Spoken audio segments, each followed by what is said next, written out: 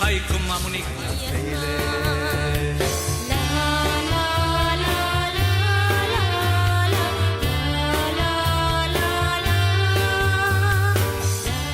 bien, continuamos. Como les decía, al estar viviendo este momento de tanta oscuridad, de debilitamiento personal, físico y emocional, es como si le hubiera entregado mi fuerza a alguien más. Y fue cuando me di cuenta que abajo de esta depresión, de este sinsentido, de este vacío, había algo no expresado. Y obviamente este algo era un enojo con la persona que me había agredido. Y es interesante porque esto nos sucede muy a menudo. Nos da tanto miedo perder a la persona, o que la persona se enoje, o que no me vuelva a querer, o que se vaya de mi vida, que mejor me guardo yo la agresión, me guardo el enojo y me agredo a mí entrando en un proceso de víctima y de depresión. Bert Hellinger habla de varios tipos, habla de 4 tipos, pero vamos a hablar hoy de 2 tipos de emociones. Una es la emoción primaria y la otra es la emoción secundaria. La emoción primaria es aquella que nos lleva a la apertura, y la emoción secundaria es aquella que nos lleva a la retracción. La emoción que nos lleva a la apertura podemos verla muy claramente en los niños. Un bebé que se carcajea porque juega con su mamá, a lo mejor a escondidas, y se empieza a reír y acaban en una carcajada de alegría tal cual. O cuando la mamá le pone un ceño, se enoja porque le jala el pelo y le pone un ceño, una cara de enojo al bebé, el bebé pone una carita de susto. Estoy hablando de un bebé de 6 o 8 meses en adelante. O cuando la mamá se sale del cuarto y se queda el chiquito, empieza a llorar porque se asusta, porque no la ve. El sentimiento es: ya la perdí. Estas son emociones primarias. Y las emociones primarias de apertura nos sirven para la relación. Es con lo que empezamos a relacionarnos unos con otros. La mamá, cuando sonríe al bebé, el bebé sonríe de regreso. Pero si la mamá se pone seria porque se enoja por algo, porque el bebé de veras le jala el pelo o la muerde, le hace una cara de no. El bebé hace lo mismo, saca el mismo sentimiento, o se asusta y llora. Estos son emociones primarias y hacen que nos relacionemos. Pero ¿qué pasa con las emociones secundarias? Las emociones secundarias son de retracción. Son aquellas emociones que nos guardamos, que no expresamos en el momento y que permitimos que la mente empiece a funcionar, no porque me lo hizo. Esto generalmente no lo vive un niño pequeñito, lo vive un niño un poquito más grande, quizás al año, 2 años, 3 años en adelante, y mucho los adultos. Los adultos somos especialistas en esta emoción secundaria de retraimiento. Y esta lo que nos lleva es a congelar el alma. Es como si el alma se detuviera, porque no expreso. Me detengo porque hay otra emoción que puede ser el miedo a que el otro se vaya, el miedo a que se enoje. Hay una serie de emociones que hacen que esta emoción se convierta en secundaria y en retraimiento. Y esto obviamente tiene un precio, tiene una consecuencia. Y esta, en muchas ocasiones, dependiendo del nivel o del alcance de esta emoción, nos puede llevar a momentos como los que describí en la primera parte. Nos puede llevar a esta sensación de ¿para qué? ¿De qué sentido tiene? Ya no tiene caso seguir en la vida. ¿Como para qué vivo? ¿A quién le hago falta?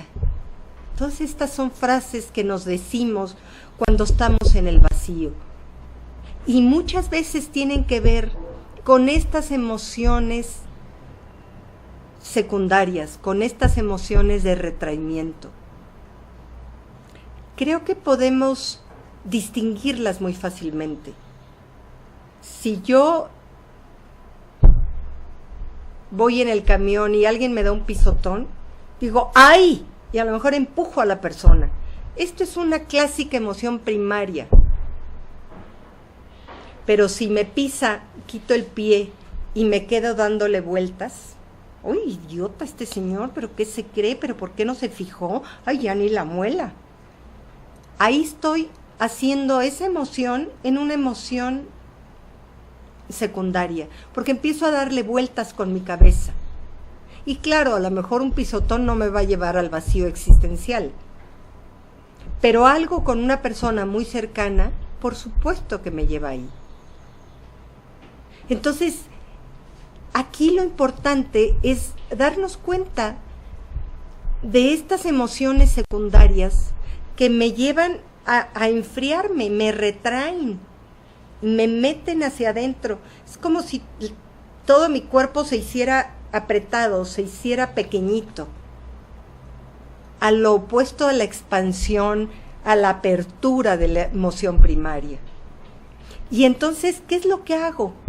Lo que hago es encerrarme, colocarme en un lugar de víctima, sentirme mal y decir, no tengo nada, no me pasa nada con nadie, simplemente ya no quiero vivir. Y esto lo habrán experimentado o lo habrán oído de alguna persona. Lo cuento porque me acaba de pasar. Y tengo muchas herramientas, pero a veces se nos olvidan las herramientas. Hubo un momento que me di cuenta de dónde estaba colocada. Me coloqué de voluntaria para ser víctima. No fue el hecho de una agresión, fue qué hice yo con la agresión, fue mi actitud frente al hecho. Y en ese momento dije, tengo que hablar con la persona, decirle lo que sentí y ponerle un límite. Claro que había miedo de que esta persona me dejara de hablar, se enojara, me dejara, por supuesto que había. Pero fue muy interesante porque en el momento que lo enfrenté y lo dije, fue como si yo me hubiera recuperado a mí misma. Y entonces mi reflexión fue, ok, puedo perder a esta persona. Ni modo, si la pierdo, me dolerá. Pero a quien no puedo perder nunca es a mí misma. Con quien estoy destinada a no perderme jamás es a mí. Y hay muchas personas que se pierden en el camino por cuidar a los demás, por cuidar que los demás no se vayan. Pero no pierdo a los demás, pero me pierdo yo. Y eso no se vale. Tenemos que cuidarnos a nosotros mismos. Yo, en la medida que yo me responsabilizo de mí misma, estoy en mucho más conciencia y vuelvo a encontrar la razón del sentido de mi vida. Mi vida deja de estar vacía, dejo de estar en este vacío, en esta oscuridad y me recupero. Y yo creo que esto es lo que es más importante, porque en muchos momentos no nos damos cuenta de esto. De verdad creo que es importante si en algún momento se sienten deprimidas o deprimidos, quien me está oyendo, revisen qué enojo hay por debajo, qué emoción primaria que no han logrado sacar, que se colocaron en esta circunstancia y hace que entren en un vacío. Puedo perder a quien sea, no me puedo perder yo, y lo repito, porque creo que es lo más importante. Recuperarme a mí, retomarme a mí. Fue muy interesante porque después de esta llamada telefónica, fue como, ¡ay! ¡Qué diferente me siento! Y en el tercer segmento veremos el sentido de la vida y cuál fue, cómo pude retomarlo, reestructurarlo otra vez.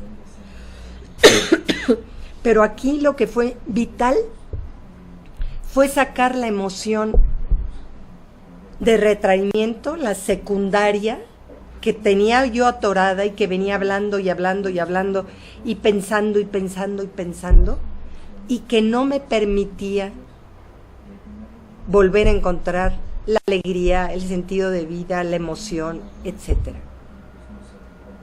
Y pasa mucho también en los caminos espirituales. Yo no me atrevo a juzgar a los grandes santos, pero hay mucho el sublimar, el guardar, el no decir.